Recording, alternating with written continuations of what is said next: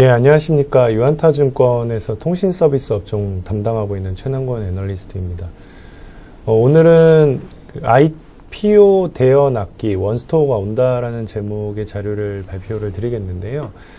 이 자료는 저희 하우스의 이창영 애널리스트랑 같이 공동으로 작성을 한 자료고, 최근에 구글 쪽에서 인앱 결제 의무화 움직임이 나타나면서 한국의 앱스토어 시장에 큰 변화가 올 것으로 저희는 예측을 했고요.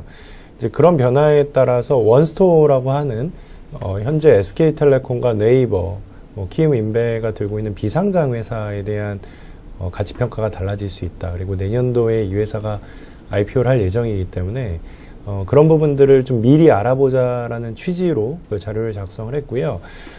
특히나 이 원스토어를 지금 소유하고 있는 52% 이상 소유하고 있는 회사는 바로 SK텔레콤이기 때문에 원스토어의 상장 가치가 뛰어오르면 오를수록 SK텔레콤의 주가도 오를 수 있다라는 취지로 이번 자료를 봐주시면 될 것 같습니다.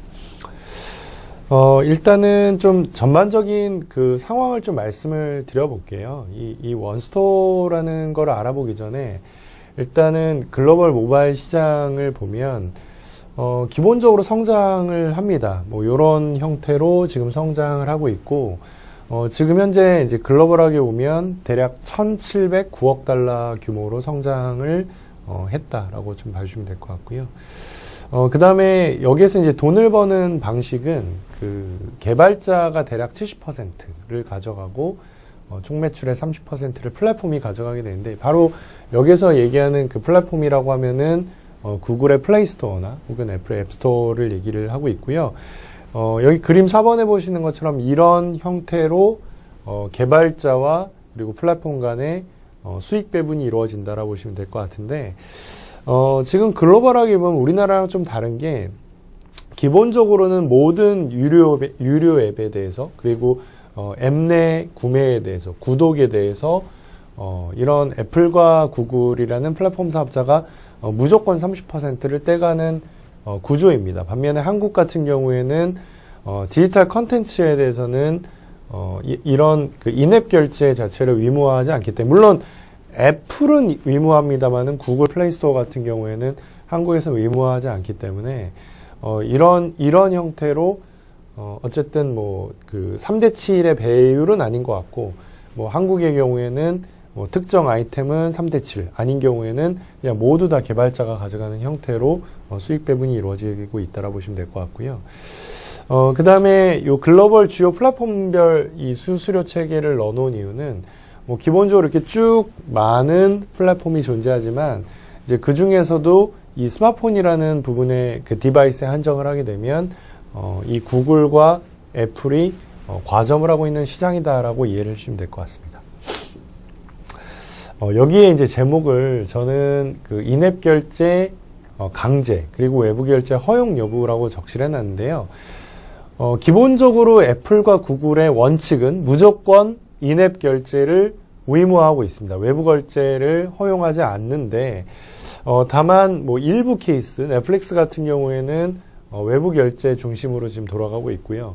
에픽게임즈 같은 경우에는 외부 결제를 도입하려고 하다가 구글과 애플과 지금 엄청나게 싸우고 있습니다. 막 소송을 제기하면서 싸우고 있는 게 현재 진행형으로 이루어지고 있다라고 보시면 될 것 같고요.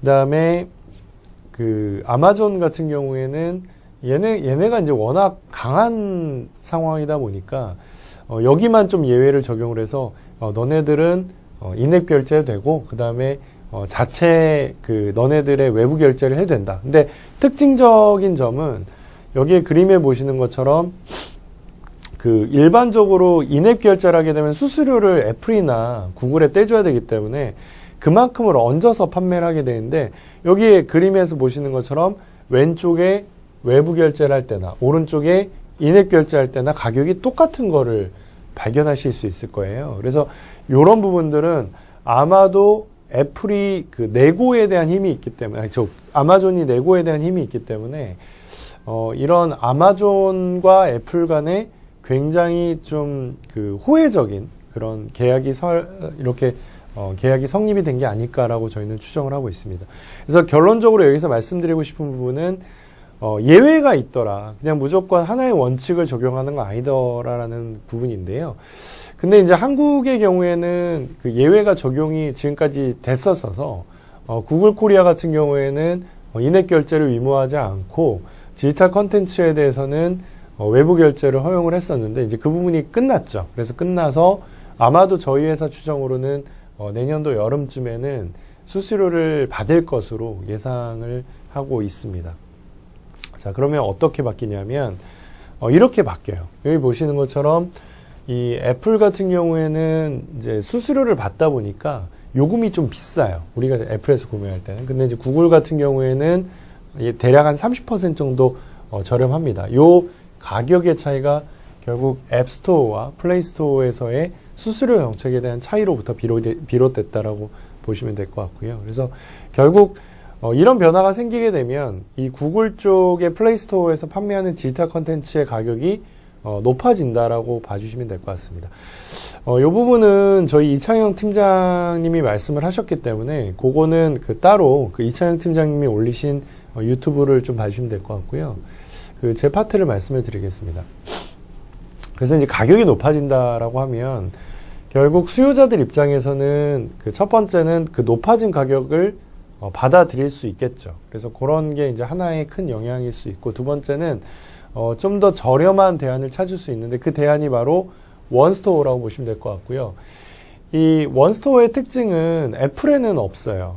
예, 어쩔 수 없이 없고 그냥 구글의 안드로이드 OS를 쓰는 단말기에만 국내 통신사가 협의를 해서 요거를 선탑재하는 형태로 지금 원스토어가 깔려 있다라고 보시면 될 것 같고요. 이 원스토어 같은 경우에는 인앱 결제를 의무화할 생각이 전혀 없기 때문에 이제 그런 부분에서 가격 차이가 있을 수 있다라고 보시면 될 것 같고요. 표 7번에 보시는 것처럼 구글의 플레이스토어랑 애플의 앱스토어랑 가격 차이가 있고, 그 다음에 원스토어랑 구글의 플레이스토어는 가격 차이가 현재는 없습니다만, 이 구글이 앞으로 수수료를 부과를 하게 되면 구글의 가격이 애플 앱스토어의 가격에 거의 똑같아지는 그런 수렴하는 모습이 나타나게 될 거고, 이 원스토어만 여전히 낮은 가격에서 이런 서비스를 제공을 할 것으로 보고 있고요. 그래서 그 부분을 요 수수료율의 원칙으로 좀 비교를 해보면, 현재는 왼쪽에 보시는 것처럼 원스토어랑 구글의 플레이스토어는 디지털 컨텐츠에 대해서 외부 결제를 허용하고 있습니다만, 앞으로는 구글의 플레이스토어는 30%를 받고 원스토어는 여전히 외부 결제를 허용을 한다. 그리고 게임의 경우에도 지금은 구글과 애플이 각각 30%의 수수료를 떼고 있지만 원스토어 같은 경우에는 20%만 차감을 하고 있고, 특히나도 만약에 외부 결제 시스템을 각 게임 개발사들이 쓰겠다라고 하면 그때는 5%의 수수료만 떼는, 아무래도 이 개발자 입장에서는 훨씬 더 원스토어에서 판매하는 게 마진이 남을 수 있는 이제 그런 상황이라고 보시면 될 것 같습니다. 자, 근데 왜 원스토어를 안 쓸까요? 이런 개발자들은 원스토어를 안 쓰는 이유가 있을 텐데, 그러니까 제 생각은 그렇습니다. 결국은 이 플랫폼업의 특성이라고 하는 거는, 내가 이 시장에서 팔았을 때 얼마나 더 노출이 되고 그 시장에서 얼마나 더 많은 매출을 올릴 수 있는가에 대한 정성적인 부분을 고려할 수밖에 없는데, 아무래도 구글 플레이스토어에서의 순위에 민감할 수밖에 없고요. 그러다 보니까 대부분의 게임 개발사들 같은 경우는 구글 플레이스토어에서 어떻게든 순위권에 올리기 위한 여러 가지 노력을 하게 될 텐데, 문제는 원스토어랑 그거를 이원화한 마켓으로 대응을 하게 되면 실제로 매출이 분산이 되게 되면서 구글 플레이스토어에서의 순위에 상위권에 오르기가 상대적으로 빡시겠죠. 그리고 또 구글 플레이 입장에서는 자기네가 밀어줄 수 있는, 일종의 이것도 광고 비즈니스라고 할 수 있는데, 밀어줄 수 있는 앱들은 이제 피처드 명목으로 해서 이제 계속 앞으로 푸시를 해주는 역할을 해주고 있는데,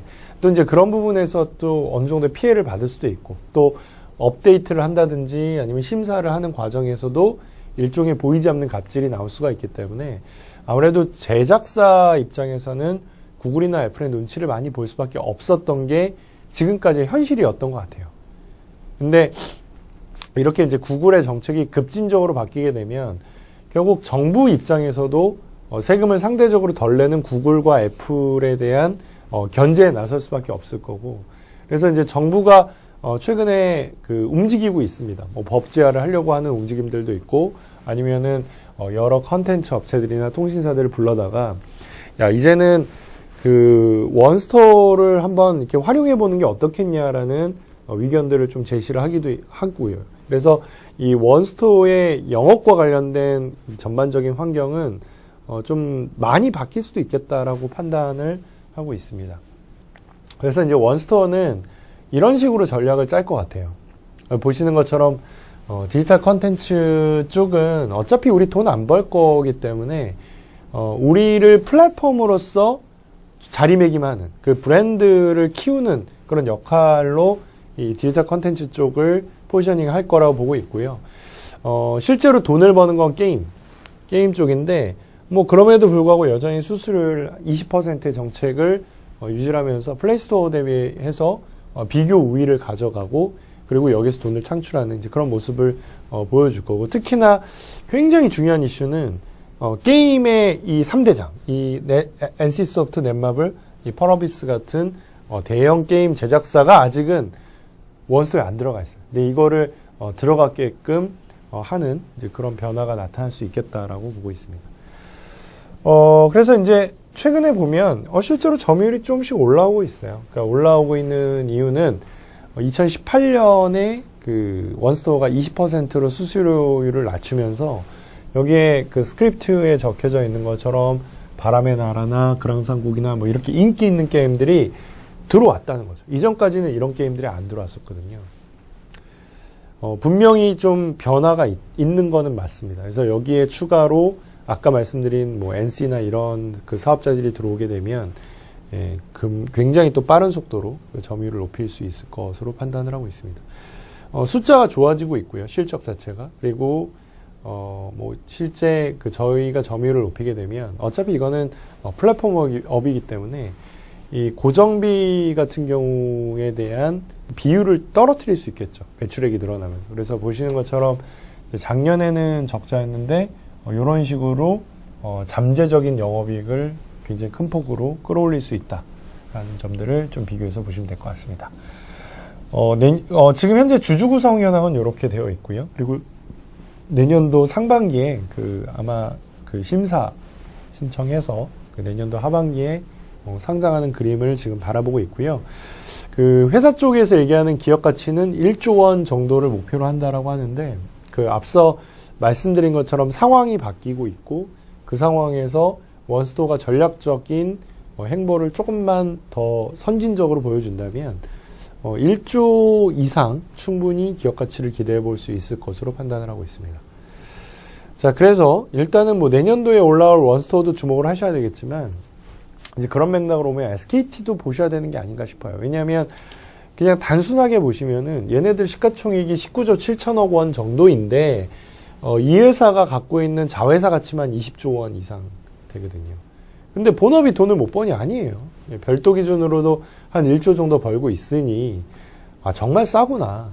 그런 관점으로 보시면 될 것 같은데, 근데 이제 항상 싼 거니까 그건 어쩔 수 없잖아요. 그래서 그 싼 게 어느 순간인가 적정한 가치를 받고 혹은 더 오버슈팅하는 케이스가 나타나게 되는데, 그 일반적으로는 그런 트리거를 항상 제공을 해주는 거는 이런 그 비상장 회사들이 IPO가 된다고 할 때, 그럴 때 항상 변화가 나타나더라고요. 그래서 그 내년도에 1번 타자라고 할 수 있는 원스토어가 상장을 하게 되면 SK텔레콤의 20조 자회사 가치도 충분히 부각이 되고 반영이 될 수 있겠다라고 판단을 하고 있습니다. 그래서 원스토어에 대한 밸류에이션은 좀 말이 안 된다라고 생각하실 수도 있는데, 보시는 것처럼 뭐 2조 5천억에서 12조까지 갈 수 있다고 해놨는데, 이게 가능한 이유는 지금의 저금리 상황에서는 밸류에이션에 대한 잣대가 바뀌고 있고, 특히나도 성장하는 산업, 연구 성장률을 3%로 놓게 되면 이 정도의 포텐셜이 가능하다라는 점을 참고 지표로 봐주시면 될 것 같습니다. 그래서 그 ICT 자회사의 가치를 반영했었을 때 지금 현재는 저희가 뭐 대략 나부를 한 23조, 그리고 주당 나부를 한 32만 원 정도로 보고 있는데 거기에서 원스토어는 2,500억 원 정도로 반영을 해놨습니다. 근데 이 부분이 이렇게 바뀔 수 있다라는 정도를 좀 가정을 해서 보시면 될 것 같고요. 그래서 내년도에 실제로 원스토어 IPO가 된다라고 하면 SK텔레콤의 가치가 이렇게 바뀔 수 있겠구나라고 좀 비교를 해서 봐주시면 될 것 같습니다. 예, 여기까지가 오늘 원스토어 산업과 그리고 SK텔레콤에 대한 분위기나 아니면 투자 판단, 아이디어를 좀 정리를 해서 말씀을 드렸고요. 저희 유한타 증권 요런 자료들 열심히 좀 구독해 주셔서 감사드리다는 말씀 올리면서 여기에서 오늘 저희 발표를 마치도록 하겠습니다. 감사합니다.